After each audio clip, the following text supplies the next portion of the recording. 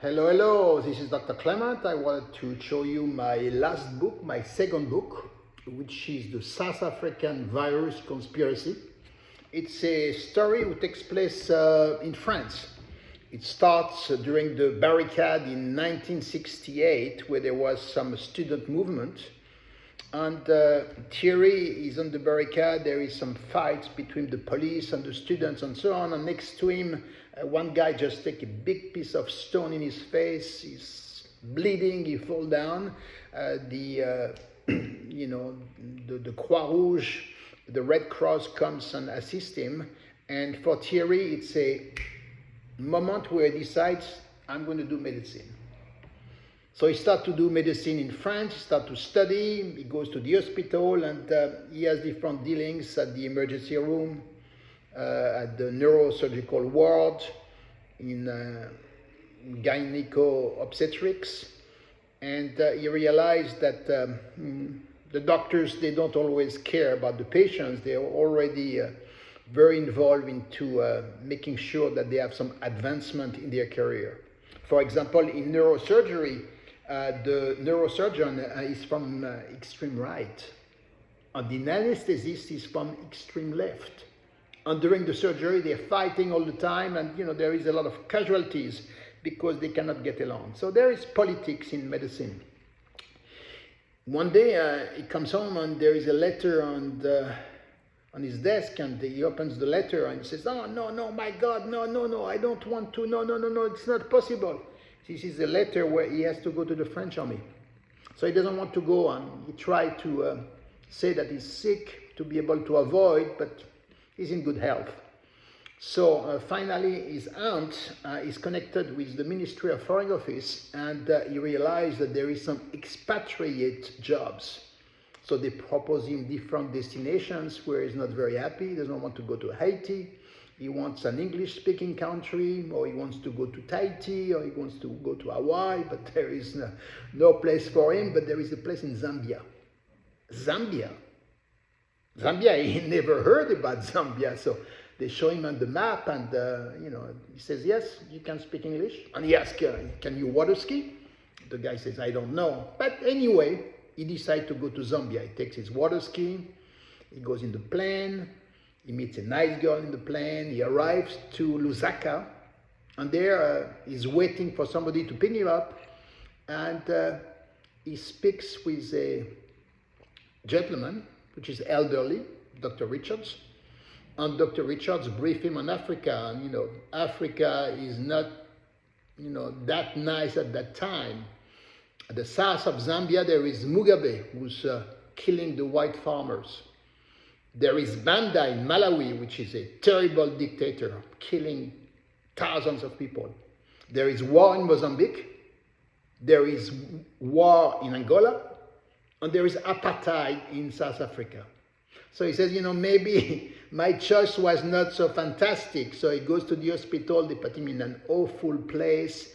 And he goes to do some surgery with Dr. Lehrer. And Dr. Lehrer is an old lady, English lady, who just a bush surgeon, and she's not really a good teacher. He's not going to learn much with that lady because she's very fast and she's very wrong in the way that she does the surgery, and there is a lot of complications, but nobody can take her out of the hospital. He finds out also that there is a lot of corruptions. The politicians prefer to buy some brand new Mercedes than to spend money on equipment, on medications. But, he says, "Oh, look, I'm here for 1 year, so I'm going to try to do my best," because, they told him, "You're a French tourist here, so don't try to change the system." He meets different doctors that are very nice to him, to Egyptian doctors. And there is some very cold, distant South African. And his friend Mohammed and Ali tell him, this is a South African. They have a special ward for them. They're doing some experiment we don't know, but there is some small bags coming out which really smells. We think it's dead animals, and they're working on a vaccine. So anyway, if they don't want to talk, they don't want to talk. So he continues his life of an expatriate, trying to seduce the French ladies of the other expatriate's husband, because the ladies in 1974, they're not going to go and date a black man, and there is no shopping center. So those young French doctors, are good prey for them. So he's having a little bit of fun, doing some horse riding, doing some water skiing, going to the safari, going to Kenya, where he meets a very nice Chinese lady who tells him, what the Chinese are doing in Africa. They don't want to really help the Africans. They really want to promote China. So he's learning a little bit of, what's going on in the country. And one day, after his safari, he's offered a job as a flying doctor.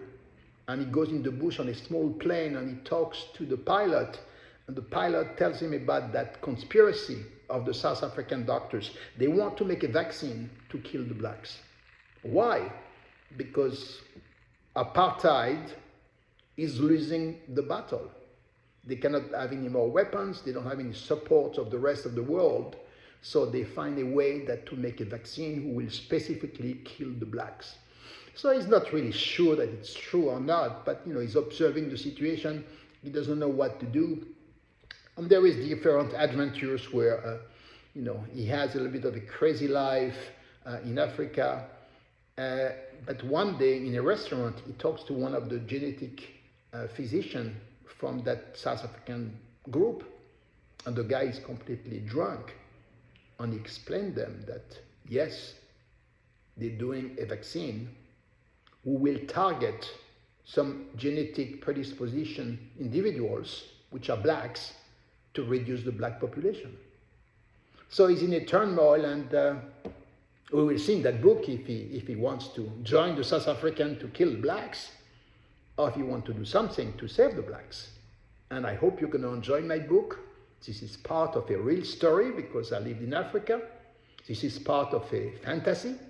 But sometimes, reality and fictions are very close, because at the time there was different clinics in South Africa where some white supremacists were supposedly injecting the blacks with HIV.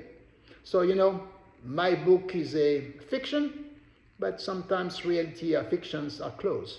I'm not against vaccines, but I think that we have to be very careful in what we inject in our body and make the government and the pharmaceutical industry responsible for what they do. I hope you enjoy the book. The South African Viral Conspiracy by Dr. Richard Clement. Thank you.